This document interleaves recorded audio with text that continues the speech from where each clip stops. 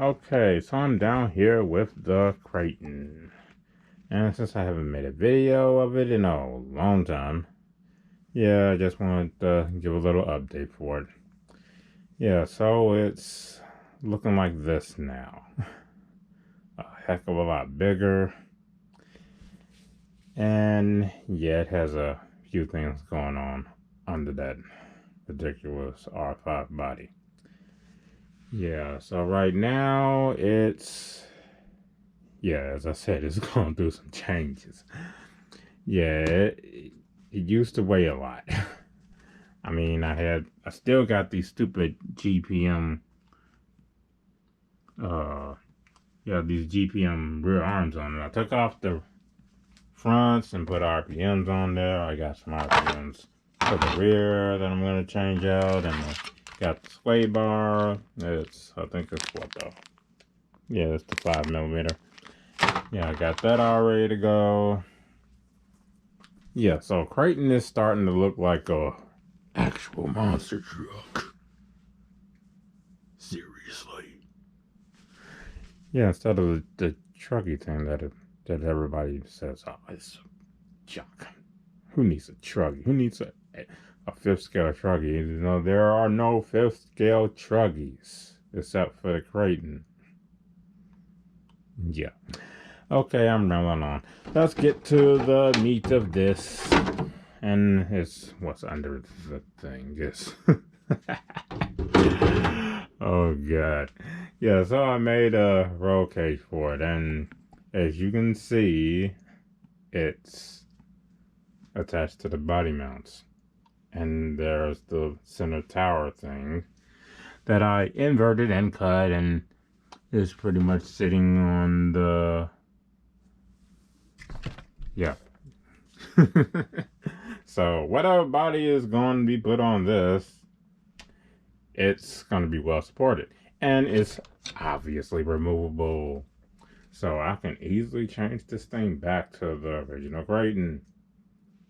Yeah, even though the shocks on this thing has the rod height set a little bit higher than it's supposed to be. Oh boy. But back to the mounts. Yeah, I had to make some body mounts for this thing. Now, I will get to the actual roll cage later on. That's a whole nother thing. But since I had it sitting up there, I might as well show it off. Yeah, making this thing is not as straightforward as it seems to be. This is 1/2 inch nylon, and bending that stuff is a pain in the butt. But there are tools available that you can use to easily bend that stuff if you so don't want to He-Man the thing into shape. And no, I did not bend this with my hands. I'll be sitting up there bending for hours and end up with calluses and dislocated fingers and all that other good stuff. But okay, rambling on. Yeah, I need to really stop doing that. I have to make my own body mounts. And yeah, they are huge. Yeah, this is like what? Like 3/8 inch nylon and HDPE. So, yeah. As you can see, the mount itself it flexes and bends and it does its mounty thing, and it can literally take whatever you dish out at. I mean, this stuff is not breaking. Seriously, it's not. So give it up. As for the shocks, okay, well now we can get to more meat. These are 10mm shafts. Yeah, they are Rovan shocks, and they come with 10mm shafts. Literally, the only way you will bend these shafts is with a whole lot of heat and a vise and a good workover with a big fat hammer. Whoa. Yeah. Rovan can make some really nice stuff.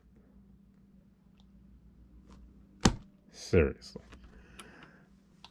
But another thing is that, yeah, with this truck and with those metal arms, the aluminum arms that was on the front of this thing, I was bending the little silver thing you set up in there as a hinge pin, and I was bending the heck out of that. I mean, I bent this like, and it took a while. I mean, literally banging and seriously, it took a while to get that thing out of there. I mean, I thought it wasn't going to come for a while, but yeah, it finally came out.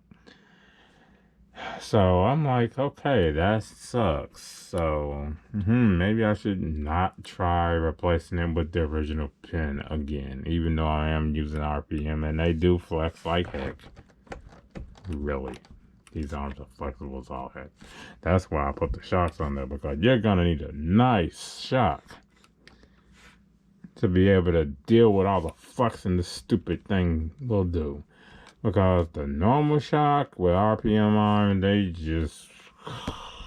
So, yeah. Now, since I got the shock on there, I'm like, what do I have sitting around here that I can use as higher quality, just slightly higher quality hinge pin? And, yeah, that's the shock shaft. The stock shock shaft, of all things. Oh God, the stuff that I come up with sometimes. Yeah, it is what it is. It's a mess. But anyway, yeah, this thing weighed a lot. So it did have the front bulkhead, front shock tower, GPM arms, yeah, just like the rear. GPM tower, GPM bulkhead, GPM arms, all of that shit was on the front. And I took it all off because I would like for the Kraton to not weigh 30 pounds. Well, 30 pounds without wheels. And as for the wheels, more glorious Rovan stuff. Jesus. Are you joking me? 220 by 120? What wheel do I got that's even close to that size that I can compare it to?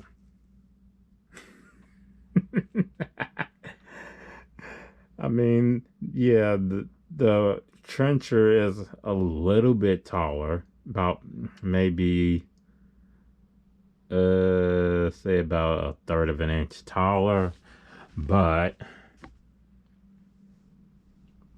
yeah, Rovan is about 1/2 inch wider. So, and the Rovan wheel is actually much wider than this thing. I mean, seriously. And I also do love that it has this dish in there to keep all the junk out of the rim spokes, since it don't have any since it doesn't have any rim spokes. So, yeah, the Kraton is evolving. It really is.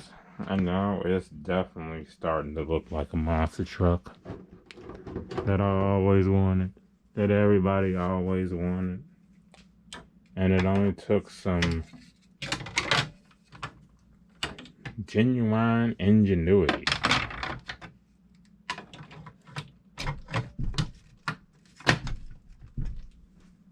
Yeah, putting that on is seriously satisfying. And I will make a video of how I made this thing. I mean, it doesn't take... Yeah, it takes a special tool to bend that. And it's pretty straightforward in using it. But to make these bends while figuring out how to, get the shape that you need and the length that you need, it takes a bit of finesse. It's not that straightforward in doing that part. Wow, bender, you can easily just put the tool bender and start bending the hell out of it, but yeah, at some point you're gonna need to know what you have to bend. So I'm going to end this video with this body on this truck. I mean, yeah, it's the R5 body, but it never looked nice on this stupid thing. My God, Kraton, you definitely are starting to come around, even though you still have a absolute horsepower of that stupid Max 5 and 800 kV motor. So, yeah.